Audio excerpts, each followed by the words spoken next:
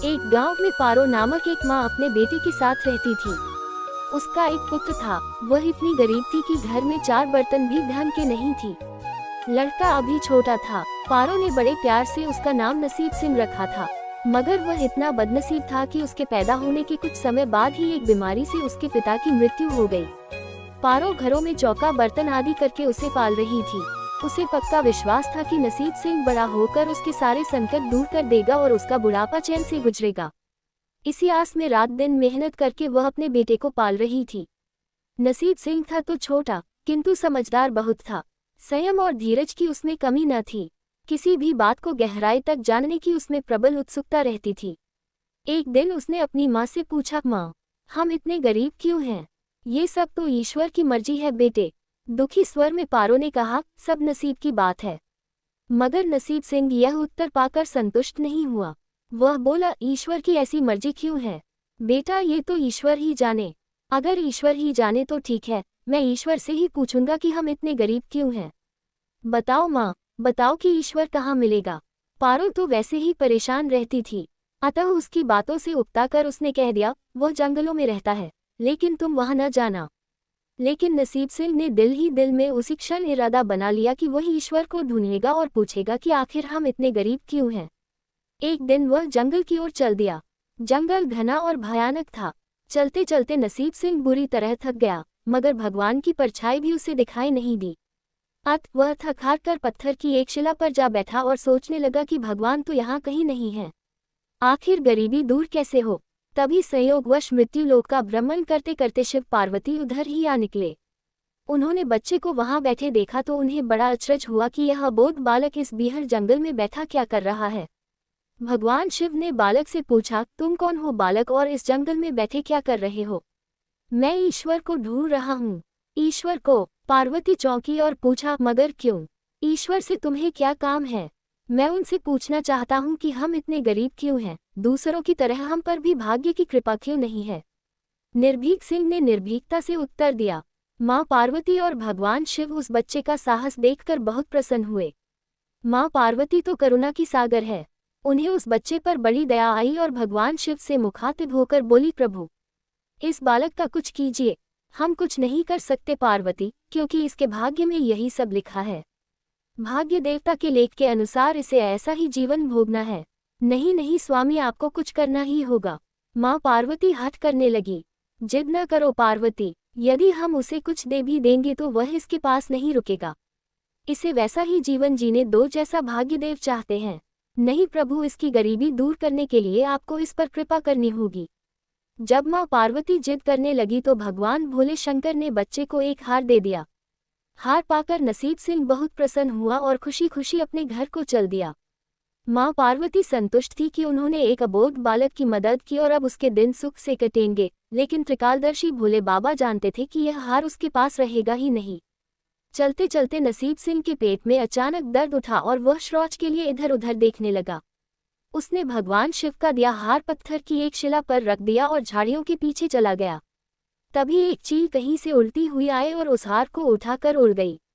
अरे मेरा हार! सब कुछ भूलकर लड़का चील के पीछे भागा, मगर कब तक वह चील का पीछा करता, कैसे पकड़ता उसे। एक आध बार पत्थर उठाकर उसने चील को मारने की कोशिश की, किंतु चील अधिक ऊंचाई पर थी। कुछ ही पलों में चील उसकी नजरों से ओझल हो गई तो वह बड़ा दुखी हुआ और रोते रोते अपने घर की ओर चल दिया।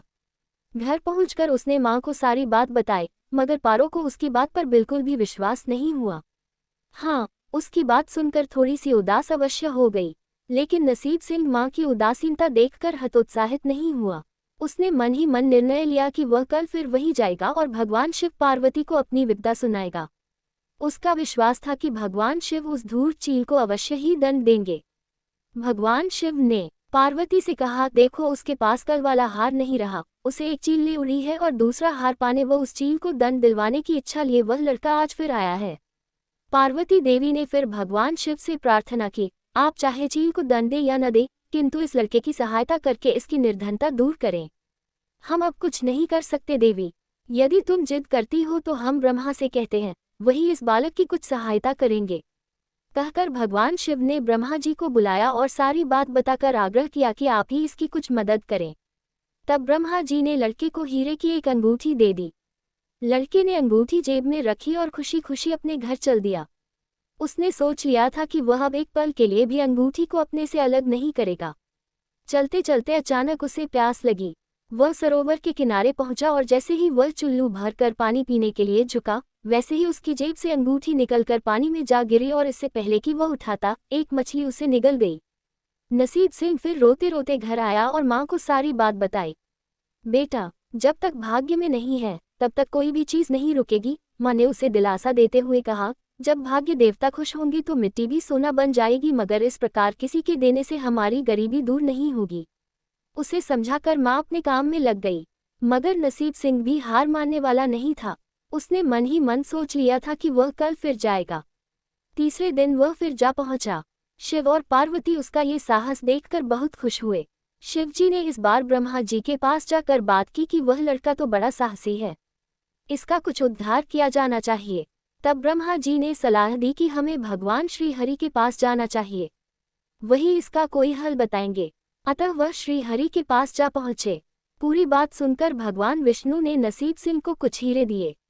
हीरे पाकर वह बहुत खुश हुआ और इस बार बिना कहीं रुके उसने सीधे अपने घर जाने का निश्चय किया, क्योंकि 2 बार उसकी चीजें खो चुकी थी। जब वह घर पहुंचा, माँ घर पर नहीं थी। अतः नसीब सिंह ने हीरे एक लोटे में रखकर कोने में छिपा दिए और माँ को ढूंढने निकल पड़ा। वह मन ही मन सोचने लगा कि अब माँ को किसी के घर काम करने की क्या आवश्यकता है, अब तो वह भी अमीर बन गए हैं। उधर पीछे से चोर उसके घर में घुसे और जो भी सामान हाथ लगा लेकर भाग निकले। उस सामान में लोटा भी था जिसमें हीरे रखे थे। जब वह माँ के साथ वापस आया तो देखा कि हीरे गायब थे। इतना ही नहीं, घर का दूसरा सामान भी गायब था। अब तो उसकी माँ को बहुत गुस्सा आया। वह बोली, क्यों मुझे नई नई कहानियां सुनाकर पागल बनाता जा रहा है। सारा दिन आवारा की तरह इधर उधर भटकता रहता है और शाम को पिटाई के आड़ से कोई नई कहानी सुना देता है। माँ की डांट सुनकर लड़का रोने लगा। वह तो केवल वही जानता था कि जो कुछ भी उसने बताया था वह सत्य था। डांट खाकर लड़के की हिम्मत और बढ़ गई और अगले दिन वह फिर उसी स्थान पर जा पहुंचा। भगवान भोले शंकर सोचने लगे कि इस पर इतनी मुसीबतें पड़ी लेकिन इसने हिम्मत नहीं हारी। इससे वह बहुत प्रसन्न हुए और भाग्य देवी के पास जाकर बोले, ये लड़का बहुत ही साहसी, हिम्मती और धीरज वाला है। ऐसा व्यक्ति अभागा नहीं हो सकता, इसे कुछ दे दो। आज्ञा पाकर भाग्य की देवी ने नसीब सिंह को सोने का एक सिक्का दिया। सिक्का लेकर नसीब सिंह खुशी खुशी अपने घर को चल दिया। जब उसने घर जाकर वह सिक्का अपनी माँ को दिया तो उसकी माँ बहुत खुश हुई। अब क्योंकि उन पर भाग्य देवी की कृपा हो गई थी, अतः सारे काम ही अपने आप शुभ होने लगे।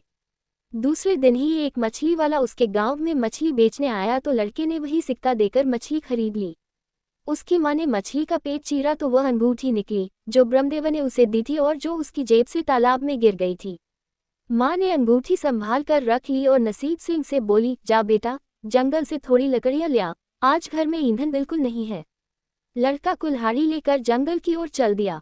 वहां जाकर जिस पेड़ पर लकड़ी काटने के लिए चढ़ा, वहां उसी चील का घोंसला था जो उसका हार उठाकर ले गई थी। लड़के ने देखा कि चील कहीं आसपास नहीं थी। नसीब सिंह ने अपना हार उठा लिया और जो भी थोड़ी बहुत लकड़ियां पेड़ के आसपास पड़ी थी वही उठाकर घर की ओर चल दिया। माँ हार पाकर बहुत खुश हुई। अब तो देखते ही देखते उनके दिन बदल गए। घर में किसी चीज का अभाव नहीं रहा। फिर ईश्वर की कुछ ऐसी करनी हुई कि जो चोर उसके घर से हीरे चुरा कर ले गए थे, उन्हें सपने में महादेव ने चेतावनी दी कि जो हीरे उस लड़के के घर से चुरा कर लाए थे वे तुरंत वापस कर दो, वरना तुम्हारा सर्वनाश कर दूंगा। चोर उसी दिन हीरे उसके घर पर दे गए और अपनी गलती के लिए माफी भी